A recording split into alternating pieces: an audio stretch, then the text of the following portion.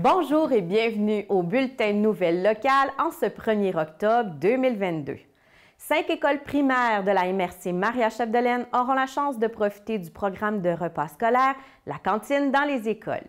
Nous sommes allés rencontrer Mme Lise Fortin, directrice du tournant 3F, pour en apprendre davantage sur cette belle initiative de repas scolaire santé et abordable.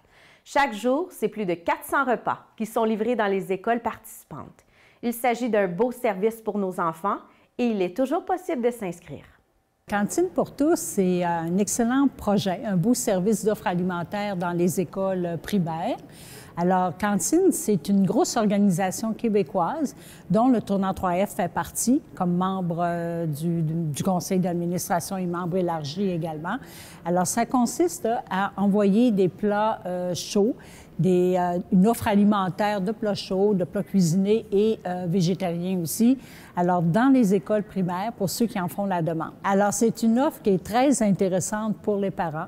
Alors, les parents n'ont qu'à s'inscrire, à aller sur le site Cantine pour tous et ils vont sélectionner la région et l'école et notre offre alimentaire, nous, elle est là. Alors, ils choisissent les menus qu'ils veulent pour une période de séjour. Et c'est Cantine pour tous qui nous envoie à ce moment-là la facture, la commande en disant « Bon, vous avez telle école avec la spécification des plats. » Et nous, on fabrique tout ça ici, thermoscellé, et on envoie avec livraison 3F dans les écoles. Alors actuellement, on est très, très fiers parce que l'an passé, on avait 3 écoles. Cette année, on en a 2 de plus, donc on a 5 écoles. Alors, on a Notre-Dame-des-Anges, Sainte-Thérèse, on a également Sainte-Jeanne d'Arc, Bon-Pasteur, et on a Sainte-Marie et on a Albanel également. C'est une organisation communautaire qui a été mise en place depuis déjà plusieurs années. On était sollicité avant même que le projet commence à dire, bon, bien, toutes les organisations qui font du traiteur social, qui sont entreprises d'économie sociale, on a formé un comité aviseur au début, à l'heure où on échangeait. Moi, je siège sur ces comités-là depuis le début de la formation, même si le projet pilote du départ concernait que la région de Montréal. On disait inévitablement, si on a des membres de région, ça va se développer, puis on va arriver là, à desservir également les régions. Alors, effectivement, on est arrivé à dire, bien là, l'offre alimentaire, il faut qu'elle soit vraiment étendue sur le territoire. Mais ce qui est important de préciser également, c'est que pour pouvoir desservir Cantine pour tous, il y a une très, très grande certification à laquelle on doit répondre. Avec les obligations du MAPAC, et on est très bien accompagné au niveau professionnel avec des nutritionnistes, avec des inspecteurs à la retraite qui nous dirigent vers l'inspection également. Nos menus sont calibrés, ils sont pesés. On doit déterminer aussi, diminuer le nombre, la quantité de sel et de sucre. C'est aussi une offre alimentaire qui tient compte des saines habitudes de vie également. Alors, c'est pourquoi que on doit déposer notre offre de menu pour s'assurer là vraiment là, qu'on correspond à, je dirais, aux préoccupations de la sécurité alimentaire et des saines habitudes de vie.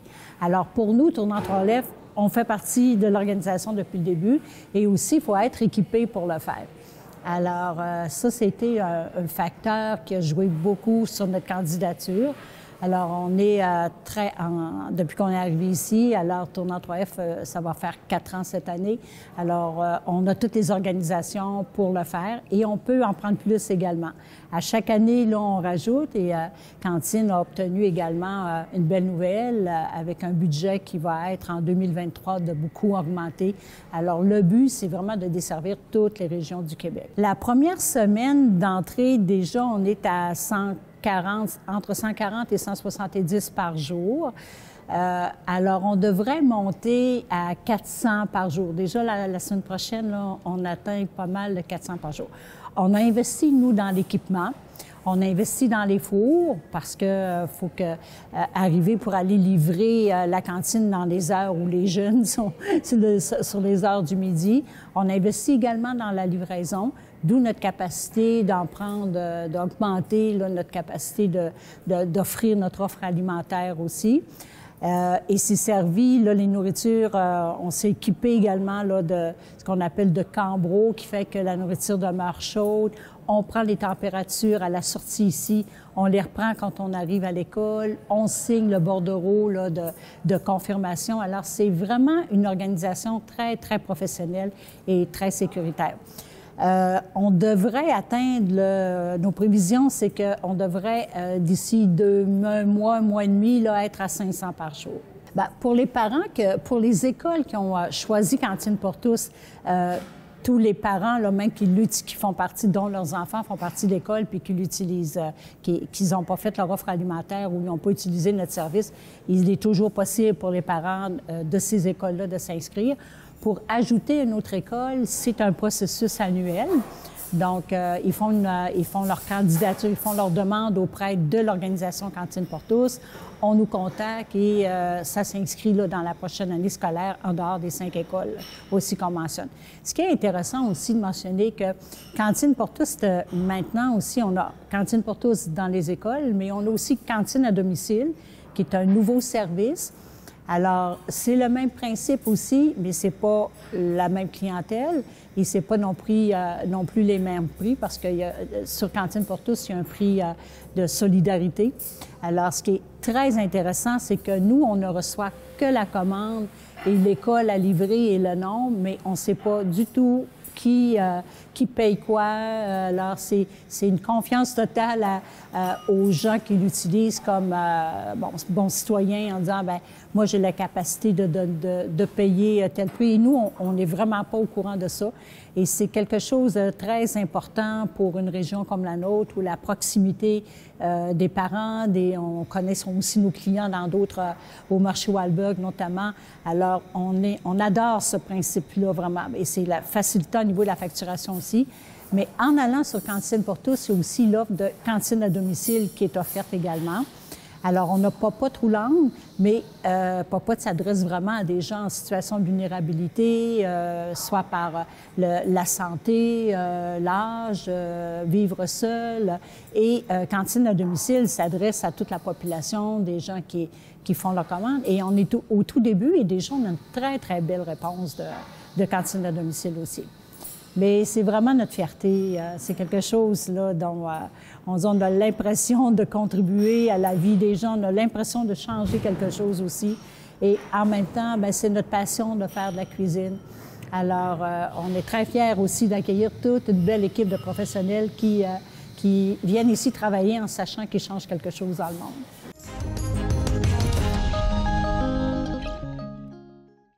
Le CIUS Saguenay-Lac-Saint-Jean accueille une cohorte de 26 infirmiers et infirmières originaires du Cameroun et de l'Algérie.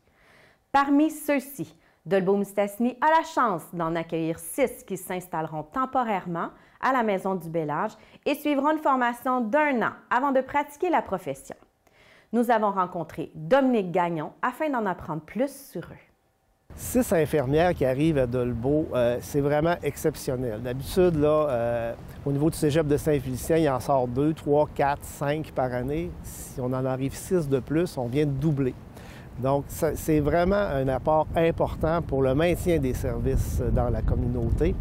C'est comme une petite pépite d'or qu'on a là entre les mains. Puis il faut la polir, cette pépite-là, puis il faut l'entretenir. Donc, c'est sûr que la population doit être mise en contribution pour vraiment les accueillir, pour les intégrer, comme s'ils auraient toujours fait partie de la famille. Puis c'est là qu'ils vont rester. Parce que sans ça, il y a toujours une crainte que ces personnes-là partent vers les grands centres, puis tout ça, on en a déjà vu. Dans d'autres régions, sont aux prises avec ça aussi. Donc, nous, on s'est donné le défi de les garder. Puis ça va demander la contribution de tout le monde là-dedans. C'est un projet pilote. Qui interpelle 3 ministères différents, le ministère de l'Immigration provinciale, le ministère de l'Enseignement supérieur et le ministère de la Santé, puis qui vise à recruter 1000 infirmières dans l'Afrique du Nord francophone. Donc, pour ce qui nous occupe, en ce qui nous concerne, nous, c'est le Cameroun et c'est l'Algérie. Donc, c'est un programme vraiment particulier parce qu'on en fait du recrutement international d'infirmières aussi dans les pays francophones, notamment en France, en Belgique. Mais la particularité de ce programme-là, c'est qu'il y a vraiment 3 ministères d'impliqués, puis c'est vraiment un programme dans lequel, parce que ces infirmières-là sont infirmières dans leur pays, mais ici, ils doivent suivre un cours, donc faut qu'ils vivent, là, ça prend donc des subventions. Ils ont 500 $ par semaine pour pouvoir vivre. pendant qu'ils vont faire leur cours au cégep pour se mettre à niveau, ensuite passer leur examen de l'ordre professionnel. Pendant ce temps-là aussi, ils peuvent être préposés aux bénéficiaires s'ils le veulent à temps partiel. Donc, c'est ça la particularité du programme, c'est vraiment nouveau. Puis ça vise aussi à pourvoir les régions du Québec qui sont aux prises avec une pénurie de main-d'œuvre. Il y a vraiment un processus de sélection qui est encadré par le ministère de la Santé et par le CIUS également aussi, parce que nos propres conseillères à la direction des soins infirmiers, conseillers en ressources humaines, ont passé en entrevue là, concrètement ces personnes-là. Donc, il y a eu des étapes. Ils ont réussi tous les tests qu'il fallait, les tests de français également aussi, parce que c'est des personnes qui s'expriment très bien en français. Donc, une fois qu'ils ont passé toutes ces étapes-là, les étapes de l'immigration aussi, qui sont quand même pas faciles, des examens médicaux, tout ça, bien, à ce moment-là, ils arrivent ici avec leur famille, avec leurs enfants, leurs conjoints, à lesquels on va leur trouver des emplois également. Parmi les 26 infirmières qui arrivent dans la région, il y en a 2 qui ont seulement un stage à suivre de 40 jours. Puis une fois à l'issue de ce stage-là, bien, ils vont être reconnus infirmiers. C'est sûr qu'ils vont avoir des orientations puis quelques adaptations à faire. Tandis que les 24 autres, les autres ont une formation à suivre au cégep qui va s'échelonner sur 1 an et puis qui va vraiment les mettre à niveau avec des stages, etc., pour, à l'issue de ça, passer leur fameux examen de l'ordre, qui est une étape là, essentielle pour être admis dans la profession au Québec. En principe, on va avoir, bien, sur les 26 qui arrivent, on va en avoir 12 ou 13 qui vont aller du côté du lac, Roberval et Dolbeau. Donc, concrètement, pour Dolbeau, ça va nous en donner à peu près 6, normalement. Il y en a déjà 4 d'arrivée. Il y en a 3 d'arrivée au moment où on se parle. Il y en a 2 autres qui vont arriver la semaine prochaine. Et il y en a une autre qui devrait arriver un peu plus tard également. Donc, pour Dolbeau, c'est 6.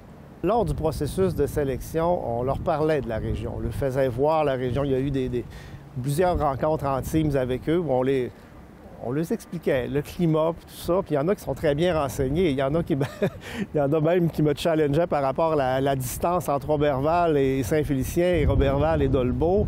Ils sont au courant de la friche, des difficultés l'hiver dans la route de la friche. Donc, ils sont quand même assez bien renseignés avec les moyens technologiques qu'on a aujourd'hui. Donc, ils s'attendent. Le climat, en principe, en tout cas, ne leur fait pas peur. Déjà, depuis leur arrivée, moi, j'ai eu des contacts fréquents avec eux, puis ce qu'ils me disent, ce qu'ils adorent, ce qu'ils aiment, c'est le calme. Les espaces verts, le calme, tout est à proximité, puis les gens sont ouverts, accueillants. Donc, c'est quand même positif. Quelques jours qui sont arrivés, mais c'est quand même positif. Comment qu'on va faire maintenant pour bien les intégrer? Parce que c'est vraiment très, très important de les accueillir, de les intégrer et de les garder, ces personnes-là. Puis c'est pas juste des infirmières, il faut garder leurs conjoints, il faut qu'ils aiment ça, leurs conjoints, les enfants, il faut qu'ils aiment ça aussi. Donc, on travaille en partenariat avec les organismes du milieu, que ce soit Porte ouverte sur le lac notamment, Parents ensemble. Du côté de Chicoutimi, c'est le groupe Inclusia. Il y a le ministère de l'Immigration qui travaille fort avec nous. Quand je dis nous, je parle du cégep des 2 cégeps. Ici, c'est le cégep de Saint-Félicien et CIUS. Puis on va tout mettre en œuvre pour bien les intégrer dans le milieu, notamment du parrainage qui va se faire aussi, là, du jumelage entre des employés du CIUS et ces immigrants-là. Dans un premier temps, pour le logement, on a réussi à héberger les 6 familles à la Maison du Bel-Âge. Il y a une aile qui actuellement n'est peut-être pas utilisée. Avec la collaboration du conseil d'administration de la Maison du Bel-Âge, on a pu les loger là. Donc, ils sont logés là, temporairement, par exemple, parce qu'à partir du mois d'avril, normalement, ils doivent utiliser ces locaux-là à d'autres fins. Donc, actuellement, ils ont un toit, c'est ça qui compte. Ils ont des meubles aussi, grâce à la contribution de la population, puis certains gestionnaires, tout ça, on a réussi en tout cas, au moins les meubler d'un meublement de base, puis eux, avec les organismes partenaires, ils vont être capables de combler ce qui manque. C'est sûr que le défi, compte tenu de la pénurie de logements dans le milieu, il faut leur trouver, ou les aider à se trouver d'autres logements à partir du mois d'avril pour la prochaine année. On parle de 5 familles qui ont 1, 2, 3 enfants. Donc, j'invite la population, si jamais il y en a qui pensent avoir des logements qui vont se libérer dans la prochaine année, particulièrement au printemps, avant le 1er juillet, bien, de nous interpeller du côté du CIUS, puis on va faire le lien pour essayer de les loger, parce que c'est important qu'il y ait évidemment un toit sur la tête et pour pouvoir se concentrer sur leur étude.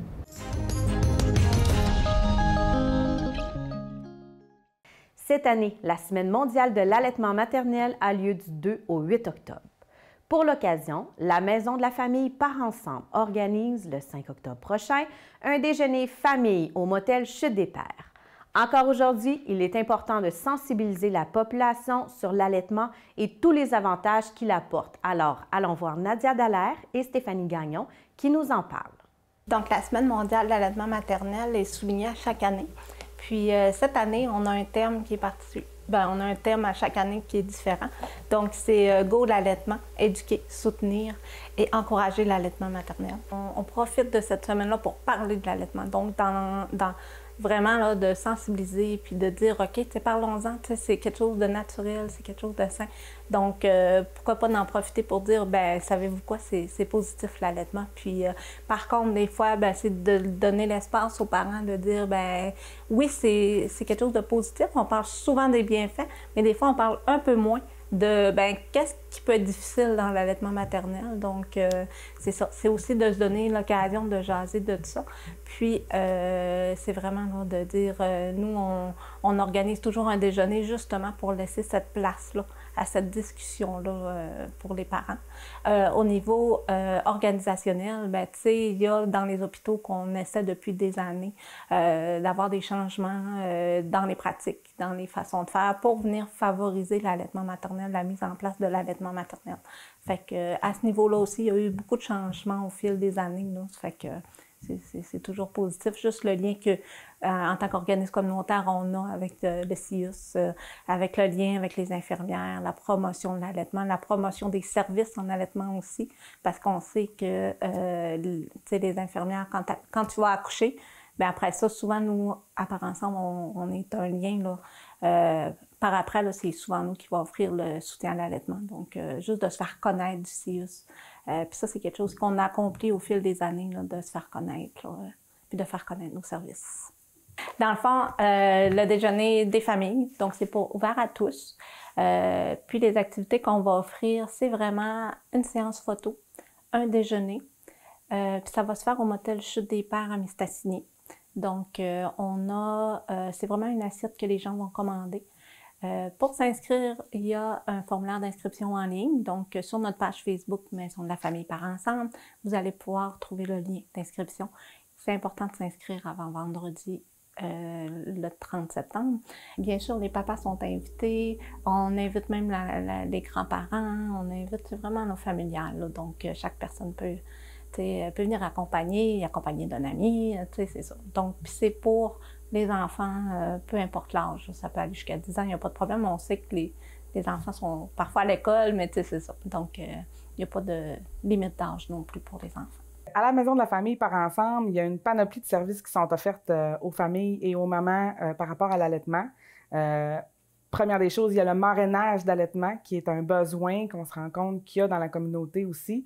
Le rôle des marraines d'allaitement, c'est vraiment d'accompagner les mamans dans leur allaitement, que ce soit de répondre à leurs questions, normaliser ce qu'elles sont en train de vivre, régler des petites problématiques, rassurer, accompagner, et puis accompagner non seulement durant l'allaitement, mais aussi quand les mamans font le choix de terminer leur allaitement, donc pendant les sevrages, et accompagner toutes les formes d'allaitement, que ce soit exclusif, mixte, tire-allaitement, allaitement de jumeaux. On a des marraines qui sont très bien formées là-dedans. On a des formations en continu, on est très bien formés. Et puis, c'est un service qui est vraiment rendu essentiel dans la communauté, on s'en rend compte. On en a de plus en plus. Et puis, ensuite, on a des rencontres préparatoires en allaitement aussi. Donc, on rencontre des mamans qui font la demande de venir assister à ces rencontres-là pour pouvoir s'outiller adéquatement, pour être prêtes à accueillir leur bébé en confiance, pour les préparer à allaiter, les préparer à ce qu'elles s'en viennent, à ce qu'elles vont vivre. On axe un peu ça sur les premiers 48-72 heures, qu'est-ce qu'elles vont vivre à l'hôpital quand leur bébé va arriver, ensuite les premiers jours, les premières semaines à la maison. Puis, suite à ça, elles peuvent faire appel à une marraine pour ce qui est de la suite de leur allaitement. Fait que ce qu'on veut avec ces rencontres-là préparatoires, c'est vraiment de les préparer à la rencontre de leur bébé.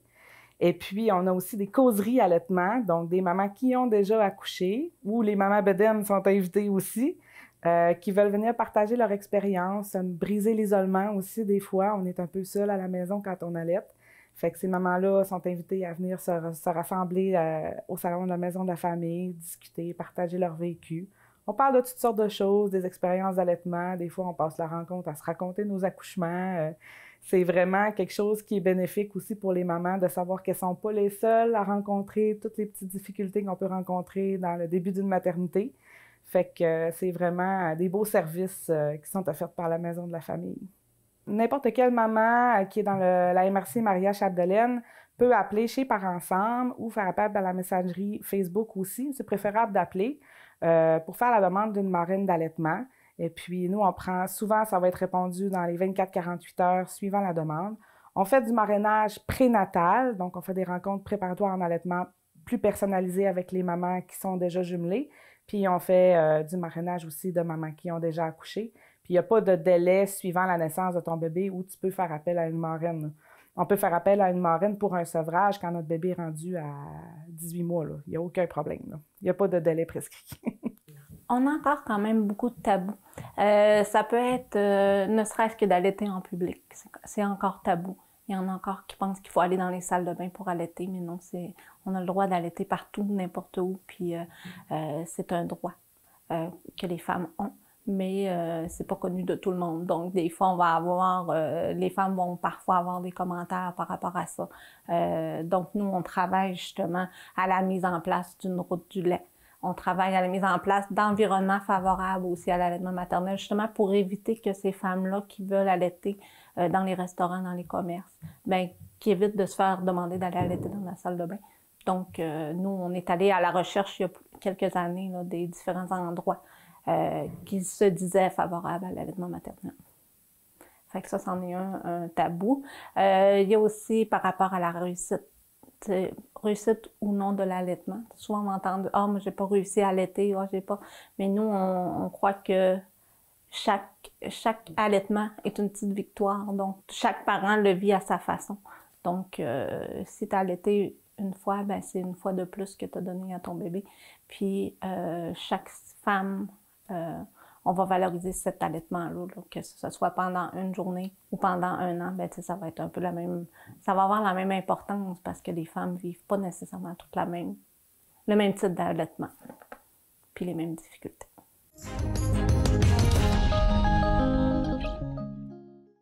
La première édition de la Journée unie pour les jeunes s'est déroulée le 17 septembre dernier dans le stationnement du Club de l'Amitié de Dolbeau-Mistassini.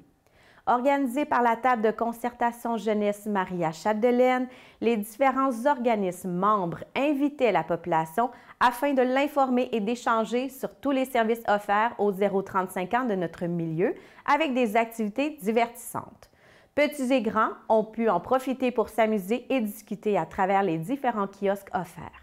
Une motion de félicitations du conseil municipal de la ville de Dolbeau-Mistassini a d'ailleurs été octroyée à la table de concertation jeunesse Maria-Chapdelaine pour le succès de cette journée.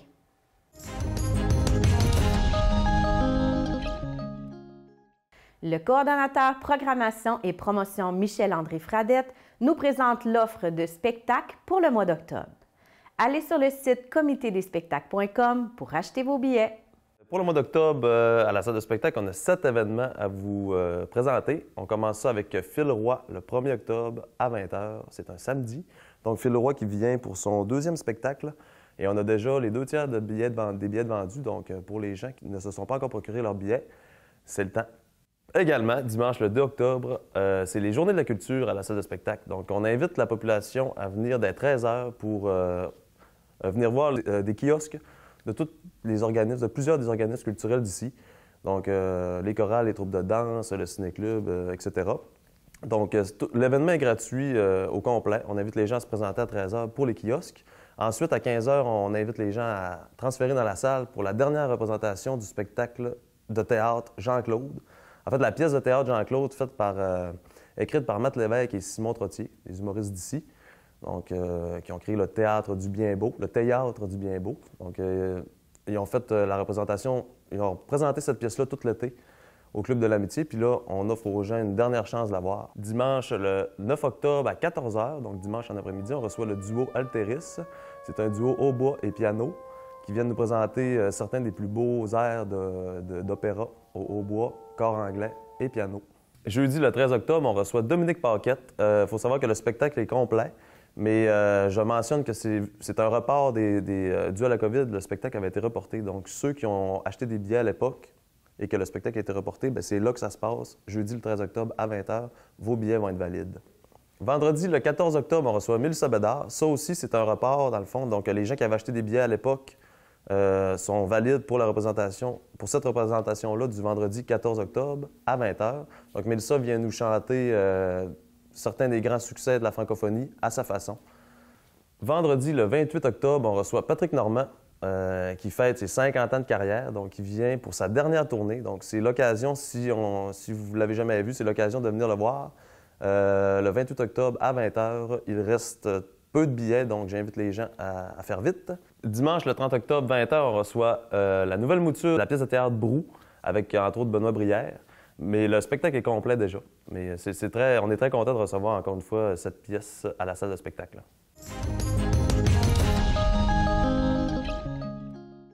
C'est ce qui complète le bulletin de cette semaine. Si vous avez des nouvelles à nous partager, n'hésitez pas à communiquer avec nous.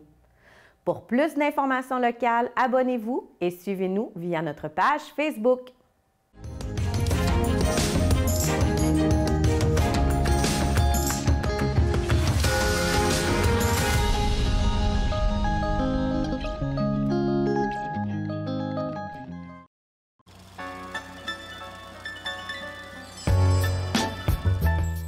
Portrait des familles d'ici est une émission de discussion intergénérationnelle qui fait entrer en dialogue nos aînés et leur descendance.